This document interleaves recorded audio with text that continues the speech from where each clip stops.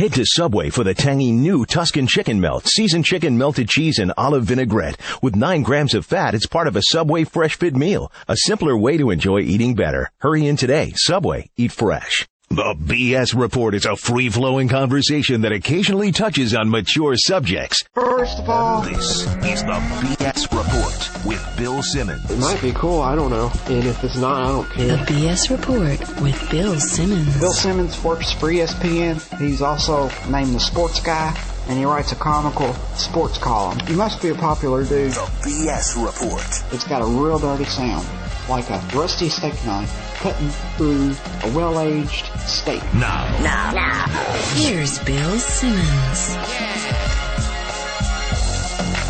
Welcome to the BS Report. We're taping this on a Monday. It's going to run on a Tuesday. I called my buddy JackO, diehard Yankee fan, at work to talk about his first trip at Yankee Stadium, Yankees Red Sox stuff, Mariano Rivera, David Ortiz, and a whole bunch of other things. On the Subway Fresh Take Hotline, here it is. Complex Litigation, this is John. Oh, Johnny! What's up, buddy? Just getting dressed for the funeral. The funeral? Yeah, Mariano Rivera's baseball career. The funeral's tomorrow. You didn't hear? I was unaware of this, no. Yeah, I'm going to the wake. They're having the wake first, and the funeral's tomorrow. So I'm going to go to the wake today. Because I was there yesterday, live and in person, as he shut down the mighty Tampa Bay Rays. You're going to really use the phrase shut down? I'm going to use the phrase shut down. 1, 2, 3, baby, just like the old days. Any strikeouts in the mix? Yeah, he struck somebody out. He did? He did. He struck out the second batter of the inning. I forget who it was.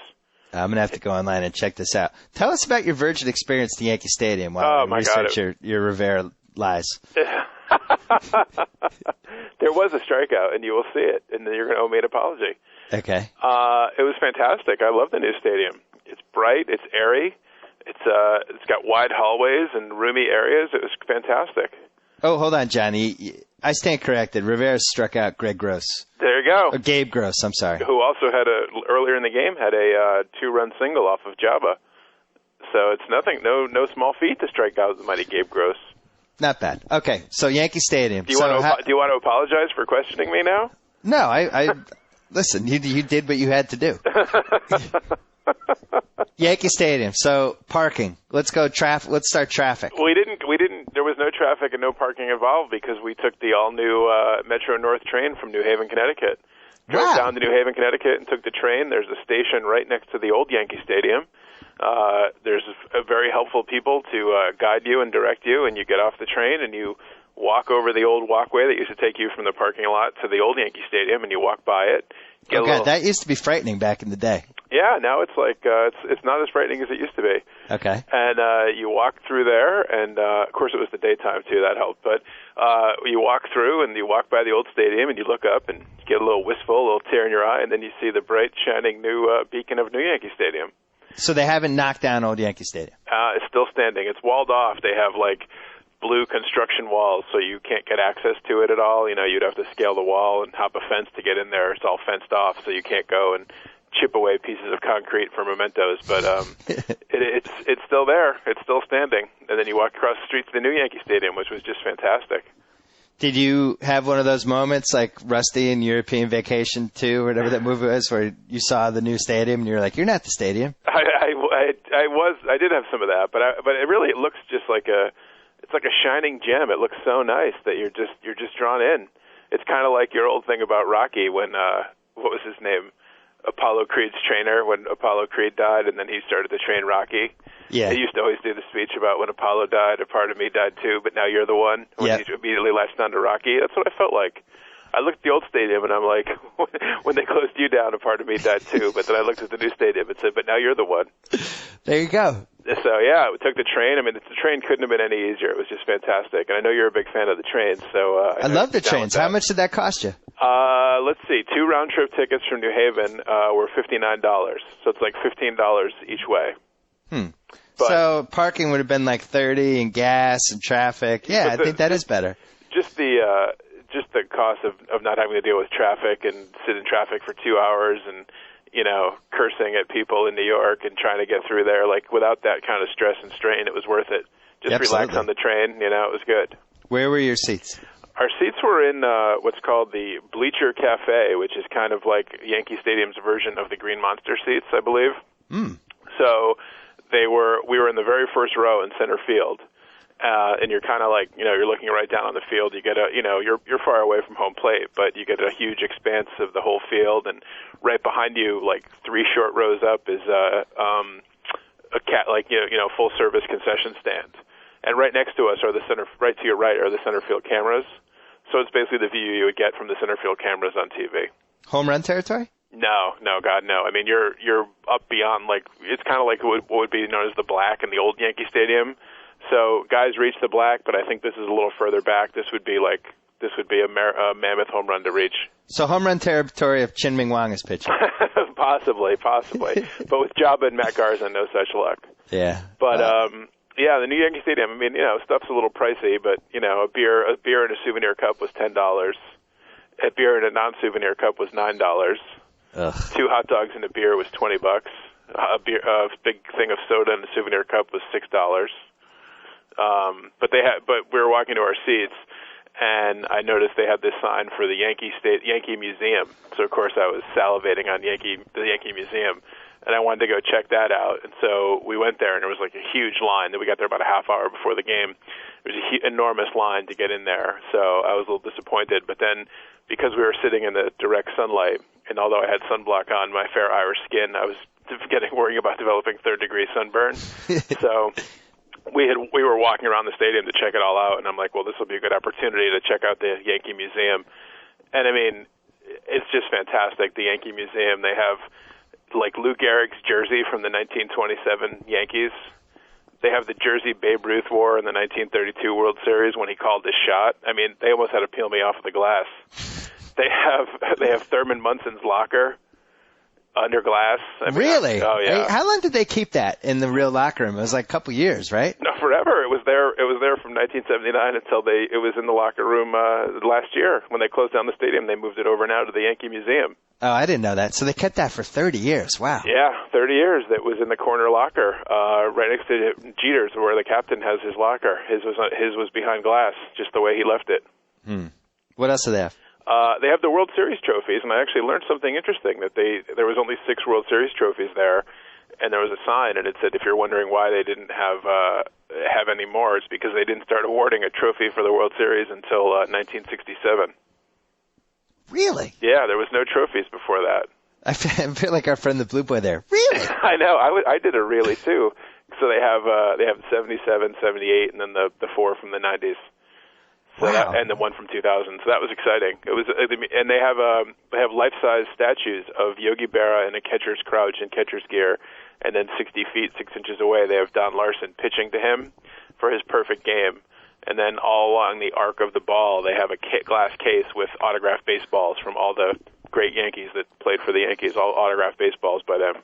Do they have a statue of Mel Hall hitting on an underage girl? Sadly, there is no Mel Hall representation. That'd be awesome. If there's a suggestion box, I'll leave that there next time.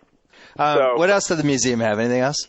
No, they have like a plethora of bats and balls from great moments. They have some watch that Joe DiMaggio got for the 1937 World Series. They have one of his. They have one of his jerseys. They have like sections of it are broken down by different eras. So they have like the Babe Ruth era, and then they have the Lou Gehrig era of the Yankees from the 30s, and then they have like the DiMaggio Mantle eras, and then they have the Reggie Jackson era, which was a little painful to have it called the Reggie Jackson era. I don't know if I would have called it the Reggie Jackson era. And then the current era is called the Derek Jeter era, which is exciting. What else could that have been called? You could have called it the Joe Torre era, arguably, but No, I'm saying the Reggie Jackson era. What are the other alternatives? Well, they could have gone Billy Martin era, I suppose, but they probably don't. That's a little too controversial as well. But I never really considered Reggie Jackson like a true Yankee. I know he's like a vice president in charge of something now, but I would have gone hyphen, maybe like the Reggie Jackson, Thurman Munson era or something, or like the Bronx Zoo era. But they probably don't want to acknowledge that either because that's not really politically correct in Yankee terms either. But sure. Yeah, I don't know, Reggie Jackson era, I just, I mean, my favorite player in those days was Greg Nettles, but they're probably not going to call it the Greg Nettles era. Yeah, the Roy White era. Yeah, that's selling point. Not quite the same. So, Goose Gossage? I mean, he did show up in 77 or 78? 78. Because 77, they had Sparky Lyle. But then you got to cover 76 too. Yeah. They made it without Reggie that year. I don't know what the answer is. Maybe the Munson era. Maybe that's what they should have gone but with. He died in 79 though, and they made the series in 81. Yeah, that's true. I would have gone the Munson Reggie hyphen. Yeah. Throw Thurman a bone there. And I would have gone, instead of Jeter, I would have called it the David Well, we cheated to win these David Wells steroids, we cheated to win 4 World Series era. Yeah, that's a lot to print, though. So that's going to take up some room on the glass. The PED era. Okay, Manny and Big Papi. Okay. Oh. Okay, Pot, calling the kettle black. Come on. Big Papi's he's having eyesight problems. Yeah, exactly, right. He went to the ophthalmologist. They're waiting for results this week. I was out to dinner Saturday night, and unfortunately the restaurant I was in, they had the Red Sox game on the TV there. I know where you're going with this. I was like, I hope O'Connell doesn't see this. He dinks one off of Pesky's pole. It's like the outside of Pesky's pole, by the way. It was 290 footer, yeah. Right. Yeah. And they have a curtain call for him. It was humiliating. Outrageous. It was a home run that like Mark Belanger would hit once a year in the 70s, and the curtain call was a bit much. The worst part was he didn't even want to come out for the curtain call. I know. Terry Francona had to grab him by the jersey and like physically pull him out. Even he knew it was embarrassing. Yeah, he was like, his back was turned to the camera, and he's like, can I go back in the clubhouse and play canasta with the clubhouse attendant? Exactly. I mean, it's really come to that. It's almost sad. If I didn't hate the Red Sox so much, it would almost be sad, because the fact that the 30,000 fans there, or 38,000, whatever it seats, it was like the collective Big Papi needs a hug. Like, let's cheer till we get the curtain call on a Pesky's pole homer on the outside of Pesky's pole. Like, it was another inch and it would have been foul. It was kind of like that yesterday at Yankee Stadium when Rivera hit 92 in the gun for the first time in 5 years. Well, they let him pitch to Evan Longoria as the final batter, and he got him to ground out to first. So that was an exciting moment, because there was the controversy on Saturday when Girardi made him intentionally walk him, and then Rivera was allegedly not happy about that after the game. This guy, Alfredo Aceves. Yeah, the ace. That's what they call him, ace. Kind of came out of nowhere. He really did, yeah. He's a minor leaguer, and they brought him up, and he's been, knock on wood, he's been pretty good in their bullpen, stabilized some things in Bernie's absence. It's unbelievable. I mean, he pitched, what did he pitch yesterday? 2 innings, I think, right? He pitched the 7th and the 8th. They took Job out after the 6th, and he pitched the 7th and the 8th and was lights out. Came up in the month of May. Yeah. 2.75 ERA, 19.2 innings, 18 strikeouts, 3 walks. Yeah, that's been the huge thing, because they have these relievers that nibble and are afraid to throw anything over the plate, because when they do, it gets hit into Brooklyn. But I've been monitoring, for fantasy purposes, I've been monitoring this Yankees setup guy situation, because you figure like whoever ends up establishing himself is going to win like 15 games. Because no Yankee starter can last past like the 6th inning, and they're constantly playing these 3-3, 4-4, 5-5, 6-6 games. Right. And somebody is going to win 12 games out of the Yankees bullpen. So maybe it's Alfredo. Could be. They played this great thing in the 8th inning when the Rays were making a pitching change, and they brought in J.P. Howell, which didn't work out so great for him. But they have this like montage from the movie 300 that they play. Yeah. About like, now is our time and we're going to give it our all and go for glory. And oh my God, I had goosebumps. It's fantastic. Yeah, it's one of these things they never would do at the old Yankee Stadium, but now they have like this modern, enormous center field scoreboard or video screen. We had actually walked away from our seats at that point because we were checking out different views from the stadium. So we watched the end with a bunch of other people standing along the third baseline. Because they let you stand behind the super expensive seats, but we were standing there watching, so we had closer to the action, great sight lines, and they played this thing on the center field video screen, and I was like, oh my God, that's fantastic. Crowd was so fired up. How were the seats? How many of the seats were filled? The expensive ones? Not all of them. It was, when we were in center field, and you would look at it, and you could just tell, maybe 35-40% maybe filled.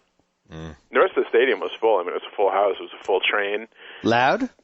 Yeah, it was. It was fairly loud. Especially the section we were in. It's up in center field, so people were pretty vocal, heckling B.J. Upton. Maybe not as bad as the time you and I sat in the bleachers there and people were heckling Carlos Quintana. The big Q for the Red Sox. Remember that? That got a little ugly. The guys were asking, like, how do you say various sexual references in Spanish so that they could yell it to Carlos in Spanish? Yeah. That was a little troubling. I'll never forget. I was like in the early 90s, right before, maybe it was even the late 80s. We were in the left field home run seats, and Ricky was out there. And we were yelling at Ricky for like 6 innings. Ricky! Ricky! Turn around, Ricky! Ricky! Just for 2 hours. And then finally, like inexplicably, with like 2 outs in the 5th inning, as we kept yelling at Ricky, he finally turned around and he gave us like the thumbs up and like this big grin. It was like he was on a 2-hour delay. It was great. I want to tell that story at Ricky Henderson's Hall of Fame induction next month. Well, you know who's like ridiculously popular at Yankee Stadium is Nick Swisher. The crowd just loves some Nick Swisher. He runs out at the start of the game when all the players take the field, and he does like this open arm bow to the right field, and the right field bleachers and that whole right field section just goes nuts. Really? And then when they do the Yankee roll call thing in the first inning, you know, when they're like Derek Jeter, and then they keep doing it until the player acknowledges them, and they go around the horn, and so like they do it for Teixeira, and he kind of like nonchalantly like waves his glove. And same thing, Jeter is kind of like, yeah, like waves his glove, and A-Rod's like, whatever, he just waves his glove and just trying to like focus on the play. When they do Swisher, he does this thing where he turns on his heels and he does a formal military salute to right field. And they went crazy. I was like, oh my God, Nick Swisher. He literally might be the most popular Yankee since Paul O'Neill. Like, it's just crazy.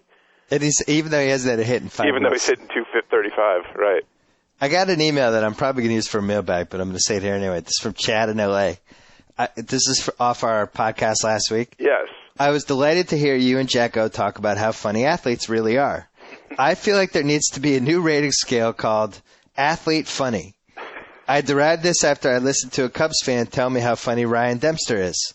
Just because you can crack up Dana Jacobson on cold pizza with your Dr. Evil impression doesn't make you funny. There needs to be a humor scale ranging from the top, and he suggests Barkley, to the bottom, fake Kobe hysterical laugh. That's his 0.0. That was good. That's pretty good. It's like when I talked about press box hot, where there's like women in the press box. For some reason, it's like you take somebody who's like a C- in real life, but in a press box becomes like a B+. Just gets blown totally out of proportion, which is why Erin Andrews causes a riot every time she goes to a game. Of course. But I like athlete funny. Who would be the funniest athlete? It would be Barkley, right? Yeah, he's up there. What about Shaq? Is Shaq considered funny? He's kind of a jokester, right? Shaq does have some funny moments. Sometimes I feel like he's forcing it, but other times... But then there's like that type, like that Scott Power type, like, I'm trying to be funny. And it's like, you're not really funny. Damon Jones, those guys aren't funny. Remember the guy in the 70s? What was his name? Like Jay Johnstone or something? He played for the Cubs. He was kind of a journeyman baseball player. Wacky. He was wacky. He was always like this wacky guy, and he'd appear like on the Tonight Show or whatever shows at the time. And not funny. Do all this like forced shtick, and he was just not, we don't have that today, thankfully. The only Rick Dempsey was another one who his whole thing was like in the rain delays, he'd come in and he'd slide down the tarp. Yeah. And that was like considered hysterically funny. Look, the only guy who was legitimately funny was Sparky Lyle from that era. Exactly, yes. Because he used to sit on birthday cakes. Right. They'd have a birthday cake in the locker room, and he wouldn't be wearing pants at the time, I believe. The naked sit down on the birthday cake. I always thought he was a comedic genius. And in fact, I'm really upset that I've never sat on a birthday cake. We should have pulled that out in college, although we didn't have that many birthday cakes. But I should have done that at my daughter's 4th birthday party. I think that would have been a fun way to lighten things up. Save it for your son. I think boys would appreciate it more than girls would. Yeah, you're probably right. Yeah, your daughter wouldn't have been a big fan of that. So who do you think is the least funny athlete ever? It's a tough one. Wow. Ty Cobb? A virulent racist? Yeah, maybe. You did say ever, so I'm thinking he wasn't the ball laughs like on the road trips. I always thought like Steve Garvey was really unfunny. Well, did you ever remember Steve Garvey? Did you ever read that book? What's it called? The Bad Guys Won. Jeff Pearlman about the 86 Mets. Yeah. And they talked about, like, Gary Carter, who was, like, the nerdiest guy ever, and he tried to do these comebacks to, like, Strawberry and Gooden, and it was just like, no, you are, man, you know? He sounded pretty lame in that book. They had some kind of thing, like, you know, the New York Mets bus is swamped by all these women, and, of course, like, Straw and all these guys are like, hey, you know? And Gary Carter's like, come on, guys, we got to go. And then Strawberry said something offensive to him, and he's like, what, are you posing for pictures? Or something like that. It's in the book. Like, it's just some ridiculous comeback. Like, you know, he doesn't really strike me as really fitting in very well with the 86 Mets. Yeah, the Born-Agains usually comedically are suffering a little bit. No offense to the Born-Agains. No. But, I mean, there hasn't been, like, you know, we have, like, the Redneck Comedy Tour. Like, there's never been, like, the Born-Again Comedy Tour. Well, Chad Curtis was kind of a, you know, every Yankee used to talk about how bummed out Chad Curtis would make them. Oh, yeah, remember that? Yeah, he was like a downer. Apparently, like, in the clubhouses of baseball, they have, like, a lot of, you know, Playboy and Penthouse and porn and whatever, and he would go in there early and, like, clear it all out and throw it away. Yeah. And replace it with, like, you know, Boys Life or whatever, Reader's Digest.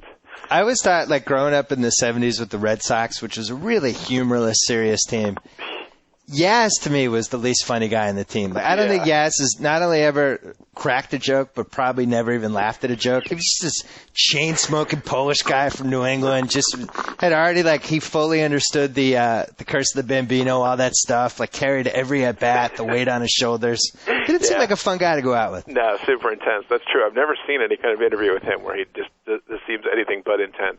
He's almost like, you feel like it's like a movie. Yeah. Like they made up a movie about this 70s tortured Red Sox slugger, and they're like, yeah, we'll give him a Polish name, and he'll have a really kicking Boston accent, and Rico Marlboro Reds, and it'll be Carly Yastrzemski. But even now, like, when they interview him, he's always like, when the Red Sox won there in 2004. He almost sounds like the bad JFK version of the Boston accent. Yeah, and isn't he from, like, Long Island or something? I don't know. He's got a fantastic Boston accent, though. Yeah, I thought we thought he was from, like, Long Island, and he just had some kind of, like, weird, like, down east New England accent or something. The real tragedy was right when Bork was really his Canadian accent. It had been there for so long, it was slowly morphing into this weird Canadian Boston accent, and they traded him to Colorado. But it was going to happen. It was like he was 50% there. It was like when we always used to joke about Detlef Schrempf. Yes.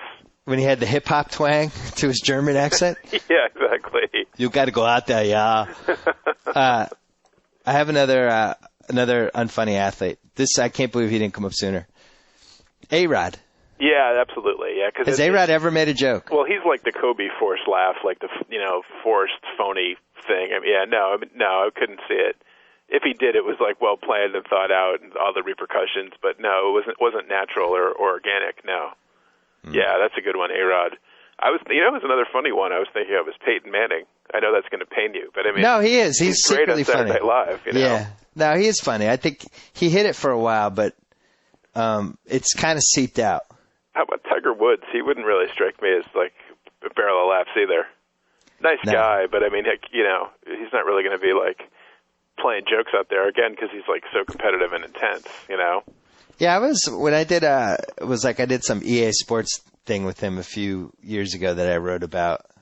And he was actually surprised me at a couple of witty comments. LeBron seems pretty funny. LeBron seems funny. He seems pretty good. There's that YouTube clip of LeBron walking by Anderson Varejao and farts on his head. He does what? He's walking by Anderson Varejao and he farts on his head as he walks by. Really? Yeah, it's fantastic. That's pretty good. It's on YouTube. Look at all you have to do is search LeBron James farts. It's a wonderful world we live in, isn't it? It really is. It's so great. It's unbelievable what technology has wrought. It's fantastic. And speaking of a wonderful world, Joe Meade, you there?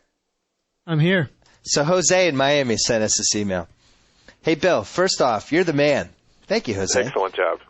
I was at the gym listening to your podcast today with Matthew Berry on the finals. I was on treadmill for a bit, and in the middle of it, I heard Joe Meade's voice. Immediately, because I probably forgot I was in a public place, I yelled out, Joe Meade! The girl next to me taps me on the shoulder and was like, are you listening to Simmons? We ended up talking for a while, and I got her number, so for that, I thank you. Wow. Now, that might have been made up, but That sounds made up. I'd like to pretend that it's not made up. Well, I mean, if you're going to make it up, are you going to say you're Jose from Miami? Maybe. That's a weird story to make up. If If they have a kid, though, I hope they name it Joe Mead, whatever the last name is. How about Jose Mead Jr.? That's pretty good, yeah. I like the fact that he yelled out Joe Mead, though. That's good. Joe, you were missed. Let's just hope he didn't yell out Joe Mead when they were hooking up that night. Because that would be a little awkward. Wait a second. We have to talk about the duel. Which I'm sorry to keep talking about the duel, but it really is the greatest thing. I'm glad you brought it up because. Did you see the spelling bee? I did, and you know what? You sent out emails during the day on Thursday, I think it was, and I had DVR'd it on Wednesday, but I didn't watch it until the weekend. And it was the biggest thing that you've ruined for me since you told me that Kevin Spacey was Kaiser Soze after drinking an entire bottle of champagne on New Year's Eve 1995, and somehow I said I was excited to see The Usual Suspects, and you blurted out Kevin Spacey's Kaiser Soze. It was great. Completely ruined the movie for me. So when I saw it, I was like, you were so mad. You didn't talk for like 4 hours. I was like, because then when I eventually watched the movie, I got even angrier because I was like, oh, that's such a good movie, but I bet it was even better if I didn't know from scene one that Kevin Spacey was Kaiser Soze. Yeah, so that bummed me out. But then you sent all these emails on Thursday, and you had the spelling of throne and millennium and something else, and I'm like, damn it, now I know there's like a spelling bee. And then you talked about it somewhere, maybe it was in a mailbag or something, or somewhere. I think it was on Twitter. And Twitter, and you talked about Brad, how he was the king of his greatest reality moment. He spelled throne without the E. And then you did the thing about how his wife-to-be was like, he's really good with his words, which was a fantastic scene in and of itself. But, that whole show was great. And I really think it was the greatest performance by T.J. Lavin. Yeah, it was great. He even gave us a "You Killed It." He gave it the "You Killed It," but the way he said it, he goes, "You're up to the 7th grade level. You really killed it," or something like that, which was like sort of a backhanded slap. Yeah. But he was even better when they did the thing where they pick who's going to go into the duel, and then they pick whatever game it's going to be or challenge or whatever it's called. And the women picked the one where it was the elevator, and Brad's wife got all fired up and was jumping up and down, and he was like, "What are you so excited for?" Like, it was like, how dare you be, like, excited when you haven't even gone through the challenge, the fire of the duel. His reaction was fantastic. Like, it was just, like, condescending and, like, what are you so excited about? It was great performance by T.J. Lavin. It was awesome. He really killed it right there. There's so many great moments. I hate stepping on Jacoby, but we're going to have to because it's really one of the watershed reality shows that's been on. So the first part, Brad and his fiance, she's now nervous about the marriage, and the whole thing comes up about how he can't find a job. Yeah. And he's like, I'm trying. It's the economy. And it's like, wow. I don't know if he didn't go to college, I'm guessing, and he's been on reality TV for the last 8 years. Not sure you can get the vice president of a bank with those credentials. Not to mention, as I was thinking, he was on Real World San Diego, and he was arrested at least once, if not twice, while on Real World San Diego. Yeah, true. So I'm sure that looks good in an interview. So you've got a couple of arrests. Yeah. And then he's like, I'm trying to get a job, and then proceeds to go out and misspell throne. He spelled it Thron. Let's just say a lot of pluses added up there, or a lot of pieces to the puzzle, to the Brad unemployed puzzle. Not to mention that he's really diligently looking for a job as he jets off to New Zealand for a month to play some idiotic game with other real-world retreads. Well, that's what, it really looked like she was just going to leave, and then they went for a long walk, and the cameras weren't allowed to come, and I think he explained to her on that walk, look, we have like a 1 in 6 chance of winning $200,000 here. Right. It's going to take me 8 years to make $200,000 a conventional way. So please don't go. If you want to break up, let's break up after. But right now we got to play the odds. Right. Because we may not see this money again. I like how he talked about like how that was she was trying to deny him the life that he had grown accustomed to or something of like, I'm like, what life? Reality television? Like hanging out with Anissa? Like that's the life you want? Yeah. I didn't quite get that. Somebody should have written a 500-page book. Like Michael Lewis, I know he's tackling important stuff like, baseball and the stock market, stuff like that. I'd much rather see him write about this reality culture. It's fascinating. These MTV guys. And the odds of that marriage happening, what would you put on it? Oh, God, 500 to 1. Well, put it this way. The odds of them celebrating a 5th anniversary, I'd say it's 100,000 to 1. 100? Wow. I think it's off the board in Vegas. I don't think you could put any money on it in Vegas because there is absolutely, unequivocally, no way that they will be married for 5 years. Well, House had a great idea. Actually, not surprised. Hold on. Joe Mead, call House at work. Okay. Wow. Joe House. What's happening? What is happening? I'm doing a podcast with JackO, and we had to call you. You have 2 minutes? Oh, my goodness. It's a threesome podcast. It's our first one. I wasn't ready. That is. It's a menage a pod. Hey, this is the first time in podcast history somebody has simultaneously called 2 friends at work without telling him they were calling.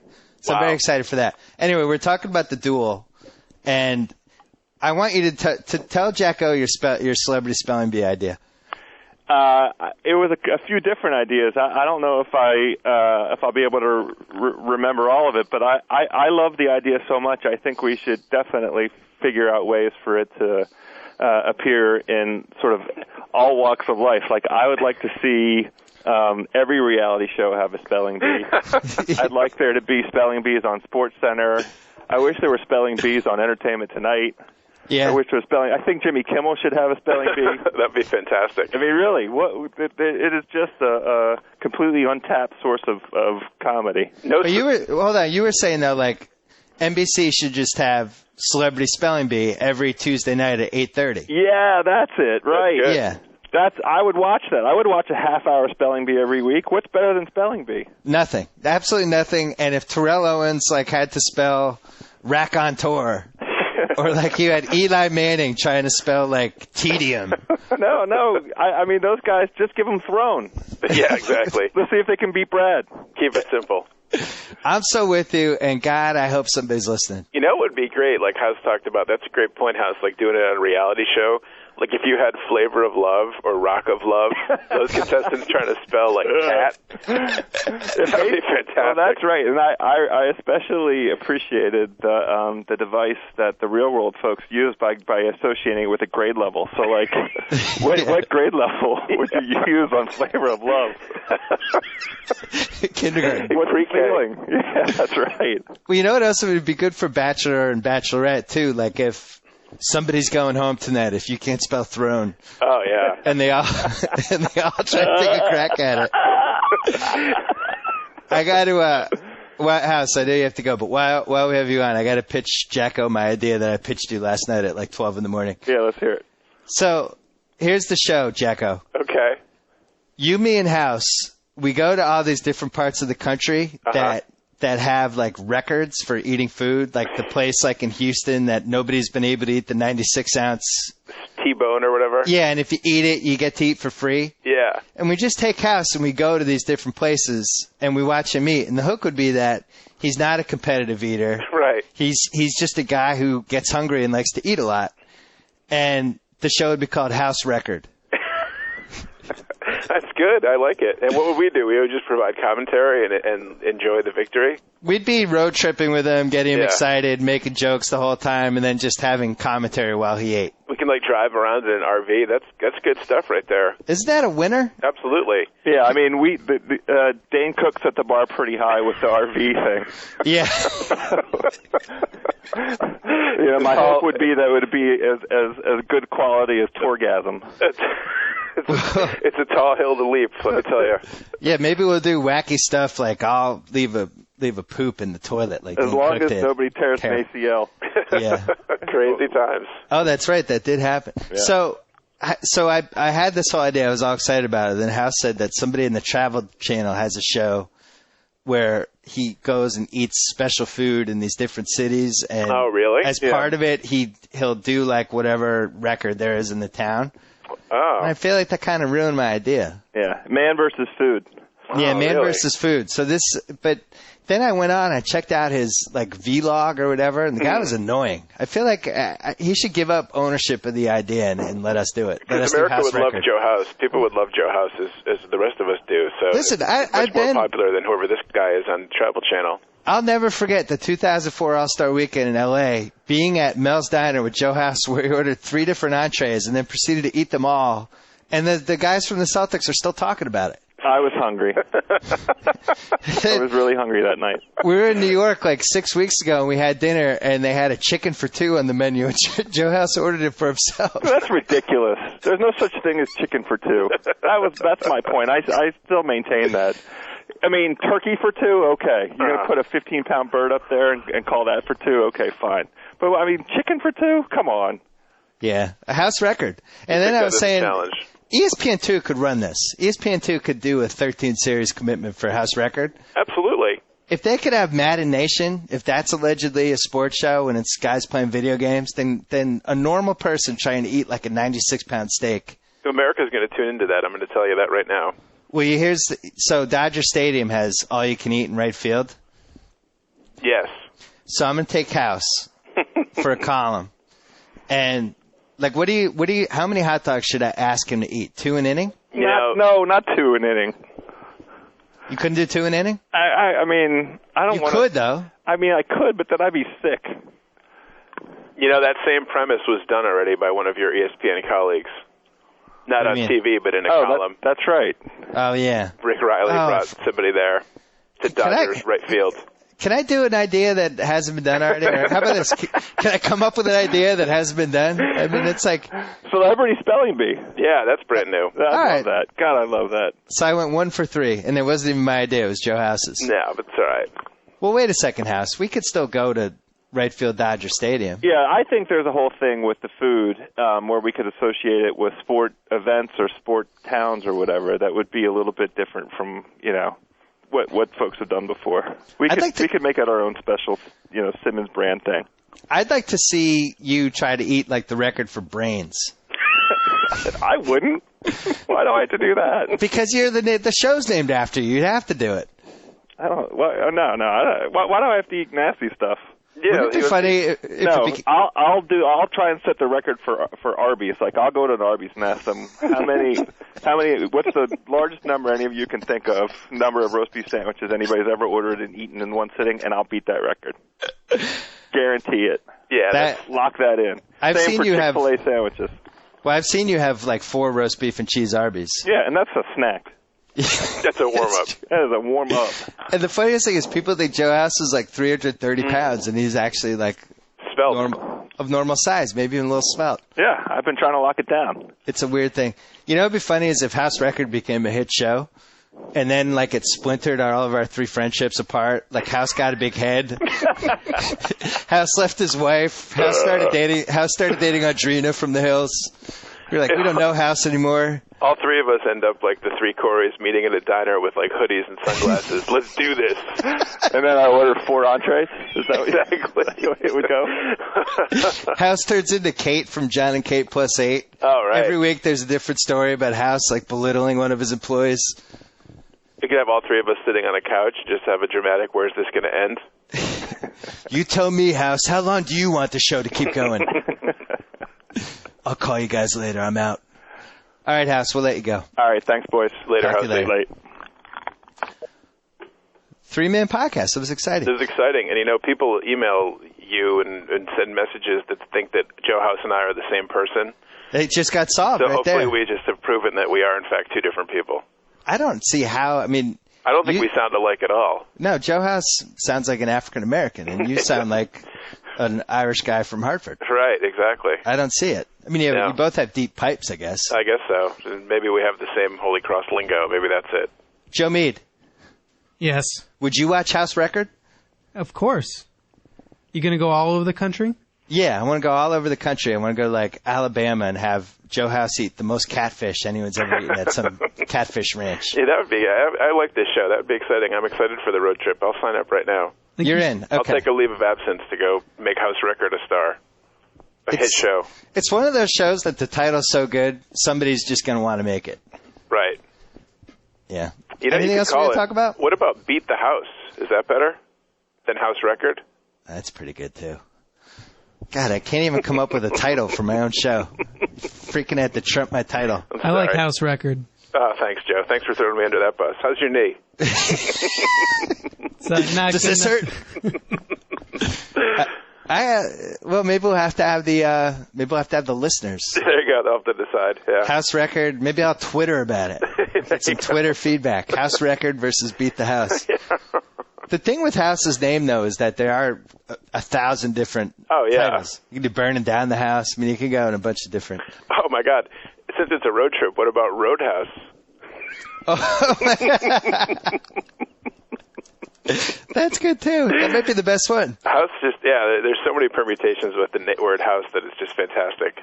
Joe Mead, what do you think of Roadhouse? I think that's the new number one. That's a pretty strong one. All right, so Johnny, how you feeling about the Yanks this week? Well, I feel good about them overall, but I'm not going to lie to you. I'm nervous about them going to Fenway for 3 games based on how the Red Sox have treated them this season. Does that start tonight? Tomorrow. They have one more game perfect. against the Rays tonight, and they start tomorrow. Tuesday. Oh, beautiful. So we're taping this on a Monday, but it's running on a Tuesday, and when it's running... So what happens tonight, then? Tonight it's Tuesday. It's Josh Beckett against A.J. Burnett. And then the one that really makes me nervous on Wednesday is Wakefield against Wong. Oh, Wakefield does well against you guys. And Wong doesn't do well against anybody. And then Thursday it's Sabathia against Penny. I'm much more happy about that matchup. So you probably split Wednesday, Thursday, and the winner of the series will be Tuesday night. Yeah, Beckett Burnett. And last time Burnett couldn't hold a 6-0 lead. And Beckett's been pitching well. I have a question for you.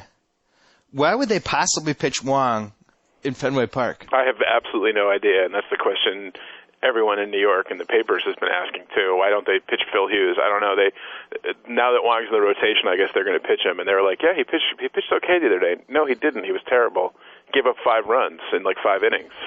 I mean, he's just been brutal. And at Fenway, Big Papi will probably. Although Big Papi has a quiet 6-game hitting streak.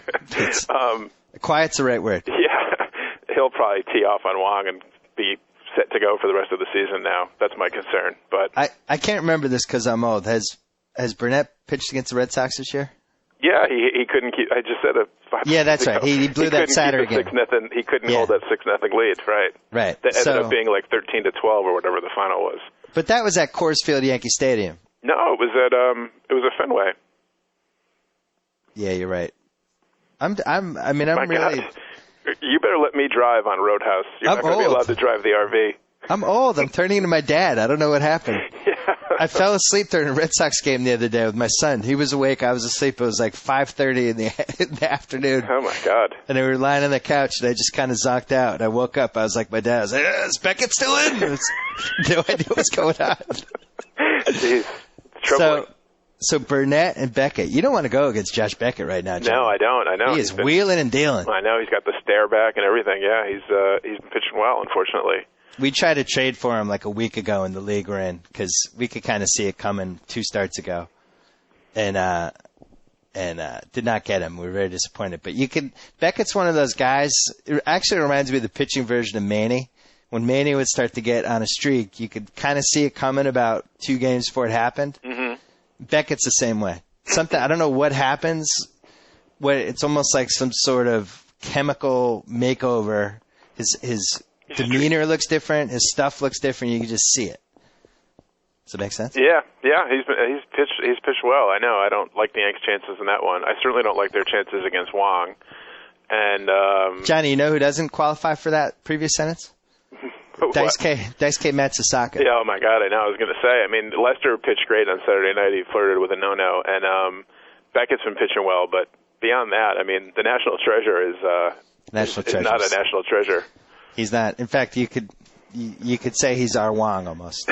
Not as bad, but I mean, the guy really that you just awful. dread to see. I just when I see him, I'm just like, ah. Yeah, he's just been terrible. And just still nibbles. And although yesterday when he threw strikes, he got pounded, so I guess I can see why he nibbles. But I got to say, I knew that Lester no-hitter, and he could have thrown one on Saturday night. Like his stuff was that good. Yeah.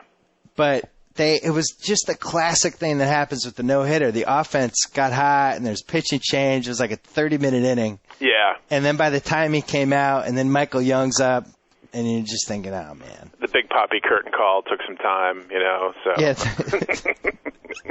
All right, so what are you ranking this week, Johnny? I'll go like a 2, just because I'm nervous about this week. I'm happy about the Yanks, so I'm feeling good about their overall prospects, but I don't love their chances this week. The Red Sox make me nervous. I'm not going to lie to you.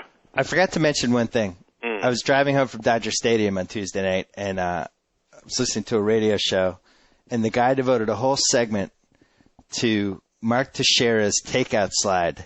Oh, really? Paul O'Neill-esque, Warrior-esque, yeah. The Vicente Petilla game, and he was like, this is the moment when Mark Teixeira became a Yankee. Yeah, there was a lot of, The crowd loved it, too. Like, all right, if he goes 0 for 20, everybody's going to forget that he had a nice takeout slide on May 17th. That's true. Day was, June but 4th. he really, every guy has his moment when he becomes a Yankee. Like a couple of years ago, Giambi hit it when he was his first year with the Yankees. He hit a grand slam in May to beat the Twins in the rain, and they were like, oh, now he's like a Yankee. He was really embraced by the fans, and that was Teixeira's. Like, Teixeira got hit, and he got, he's kind of robotic, but he got fired up, and he had that great takeout slide at second. Yeah, that was fantastic. The crowd ate that up. They loved it. How about the part where every time he goes against Padilla, Padilla throws at him, but he's like never charged him out or anything? Because Vicente Padilla is terrifying. Yeah, exactly. I mean, and it's weird. They were like teammates in Texas, and there was speculation. I forgot who it was, David Cohn or Paul O'Neill or somebody. I was doing the game, and they were like, maybe there was some bad blood when they played together in Texas. They just don't. He just doesn't like him. I don't think Padilla likes anybody. I guess not, because there was no history of Teixeira homering off of him. I think he hit 2 home runs off of him when Padilla played for the Phillies in interleague. But it was like or maybe when he played for the Braves. But there was like no reason for there to be like ugliness really. It's always funny when the guy's teammates saw him out. Like his catcher after the game was like, "Yeah, I don't know why he hit him. That was really strange." Yeah. It's like, all right. Right, because they know they're going to get dusted off, as somebody did. Burnett threw at somebody, which was just outrageous. He gets suspended for 6 games. He didn't even get thrown out or even hit the guy. Do you think if Teixeira had been found in the locker room the next day, the victim of a Colombian necktie, they even have a police investigation? No, it would have been an open and shut case. Absolutely. He frightens me. He scares me. He's like out of a season 2 Miami Vice episode. Yeah, he is. His teammates were gutsy to throw him under the bus because he might take them out a lot easier than he could Teixeira. He might. I mean, they waived him. They're basically like, anybody? Any interest? Somebody take him, right? $7.2 million rest year. Anybody? Anybody? Going once. All right, Johnny. All right, buddy. Where's the luck this week? Hey, same to you. Talk to you later. All right. So I get to sign off. Whoa! Thank you for downloading the BS Report with Bill Simmons. Too much fun. Check out more podcasts at the iTunes Music Store or at Pod Center at ESPNRadio.com. Peace out. That concludes, ends, finishes, wraps up another BS Report. With all the talk about baseball, the upcoming football season, and hockey playoffs, Bill Simmons neglected to mention something which frankly cannot go unstated. Okay, here goes.